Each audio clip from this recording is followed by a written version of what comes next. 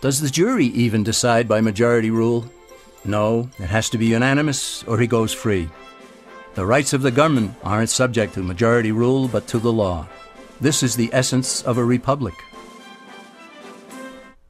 Many Americans would be surprised to learn that the word democracy does not appear in the Declaration of Independence or the U.S. Constitution, nor does it appear in any of the constitutions of the 50 states. The founders did everything they could to keep us from having a democracy. James Madison, rightly known as the father of the Constitution, wrote in essay number 10 of the Federalist Papers, "Democracies have ever been spectacles of turbulence and contention, have ever been found incompatible with personal security or the rights of property, and have in general been as short in their lives as they have been violent in their deaths." Alexander Hamilton agreed, and he stated, "We are a republican government. Real liberty is never found in despotism or in the extremes of democracy." Samuel Adams, a signer of the Declaration of Independence, stated, "Democracy never lasts long. It soon wastes, exhausts, and murders itself." The founders had good reason to look upon democracy with contempt because they knew that the democracies in the early Greek city-states produced some of the wildest excesses of government imaginable. In every case, they ended up with mob rule, then anarchy, and finally tyranny under an oligarchy. During that period in Greece, there was a man named Solon who urged creation of a fixed body of law not subject to majority whims.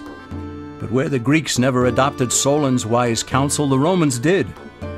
Based on what they knew of Solon's laws, they created the 12 tables of the Roman law and, in effect, built a republic that limited government power and left the people alone. Since government was limited, the people were free to produce, with the understanding that they could keep the fruits of their labor. In time, Rome became wealthy and the envy of the world. In the midst of plenty, however, the Roman people forgot what freedom entailed. They forgot that the essence of freedom is the proper limitation of government. When government power grows, people freedom recedes. Once the Romans dropped their guard, power-seeking politicians began to exceed the powers granted them in the Roman Constitution. Some learned that they could elect politicians who would use government power to take property from some and give it to others. Agriculture subsidies were introduced, followed by housing and welfare programs. Inevitably, taxes rose and controls over the private sector were imposed. Soon, a number of Rome's producers could no longer make ends meet, and they went on the dole. Productivity declined, shortages developed, and mobs began roaming the streets, demanding bread and circuses from the government. Many were induced to trade freedom for security. Eventually, the whole system came crashing down. They went from a republic to a democracy and ended up with an oligarchy under a progression of the Caesars.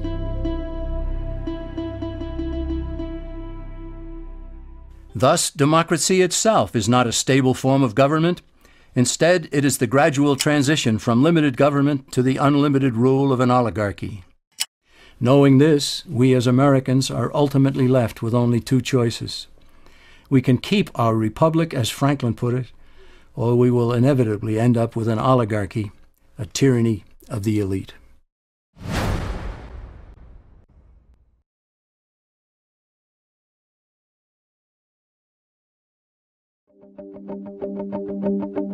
Just as there is widespread confusion regarding political systems, there is similar confusion in the economic arena.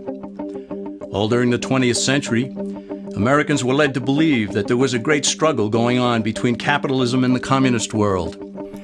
Undoubtedly, a struggle existed, but the real adversaries were rarely identified properly. No discussion about economic systems will make sense without first defining terms.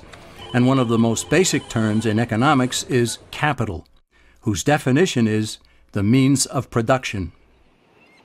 To illustrate what capital is, let's consider a very simple economy.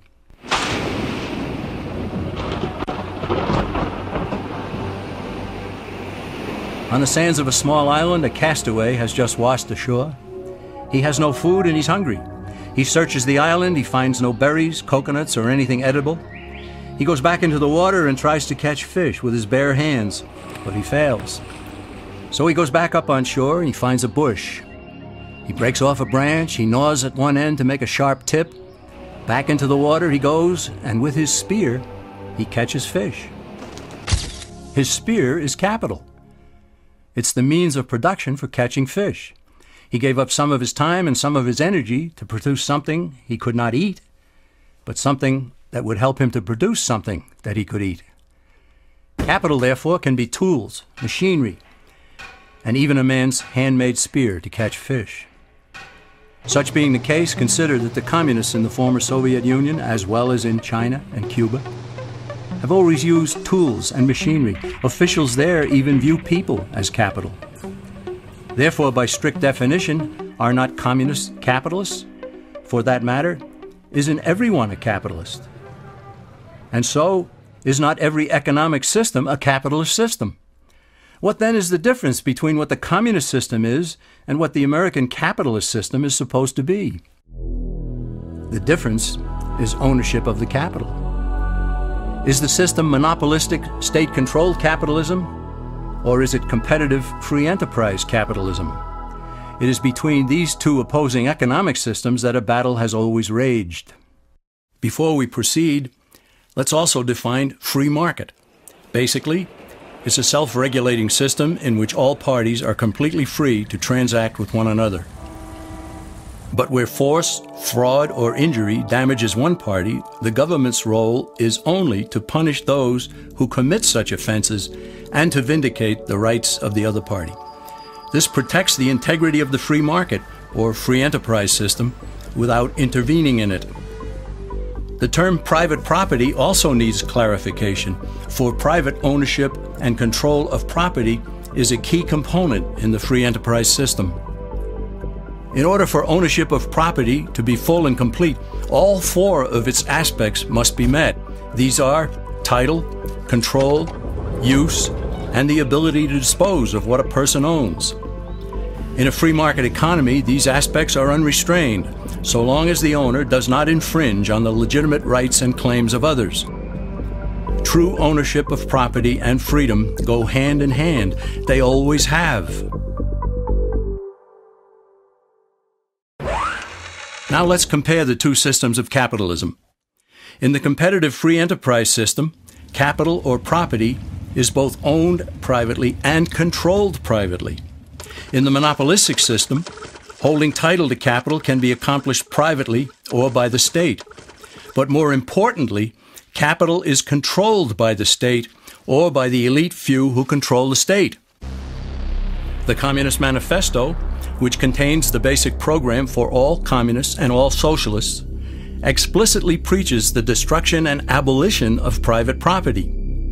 Karl Marx understood the powers of controlling capital, and so have all communists and socialists who have ever looked and still look to Marx as their leader. State-controlled capitalism results in high prices and low quality. After all, why would a monopoly strive to improve if it has no competition? On the other hand, honest, thrifty, and hardworking producers throughout the world prefer a competitive free enterprise system for all. Here, low prices and high quality prevail because a variety of producers will seek to attract the widest amount of customers. Competition results in excellence and always has.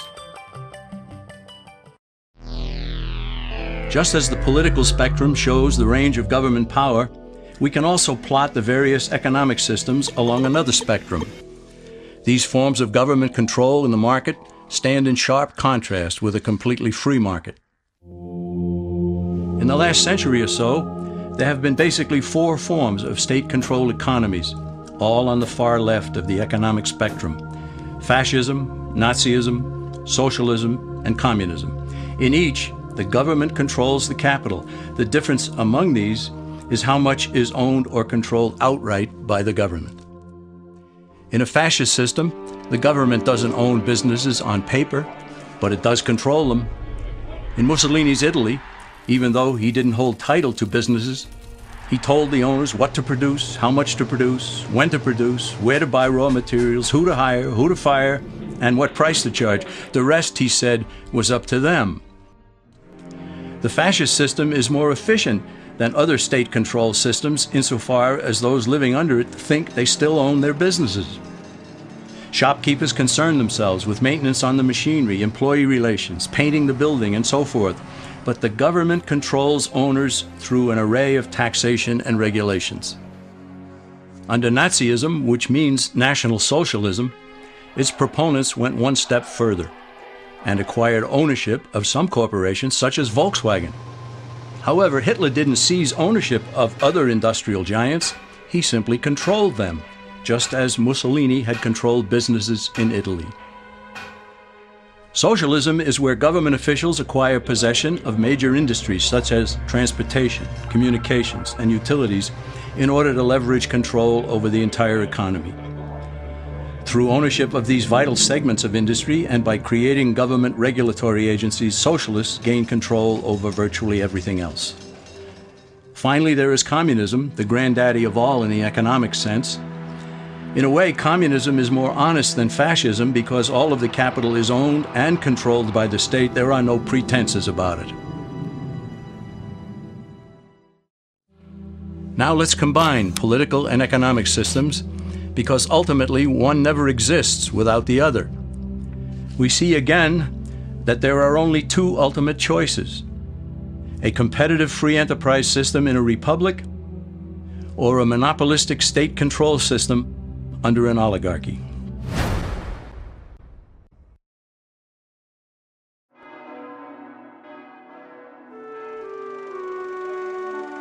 A moral people have always been a vital element of America's strength. The Founding Fathers well understood the biblical teaching that righteousness exalteth a nation.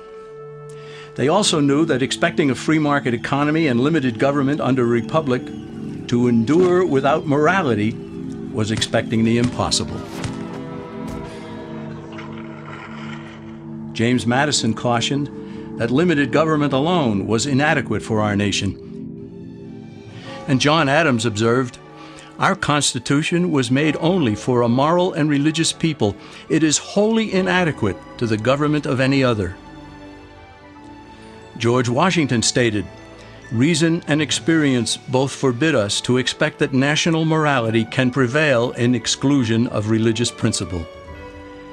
Yet there are people today who think that liberty is license and that morality is unimportant or irrelevant to politics and economics. But as Benjamin Franklin added, only a virtuous people are capable of freedom. As nations become corrupt and vicious, they have more need of masters.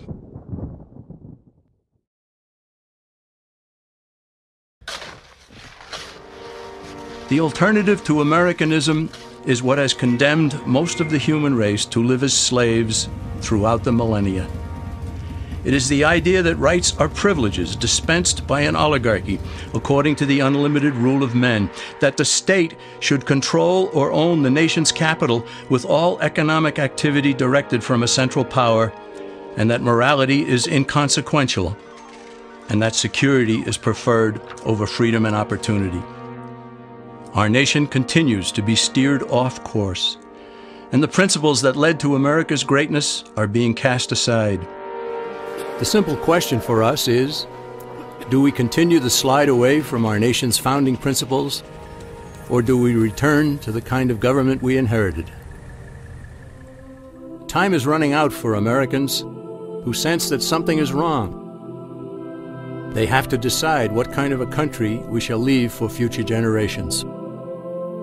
All that is needed is for a sufficient number of Americans to get involved in the fight for freedom and to return our nation to less government, more responsibility, and with God's help, a better world.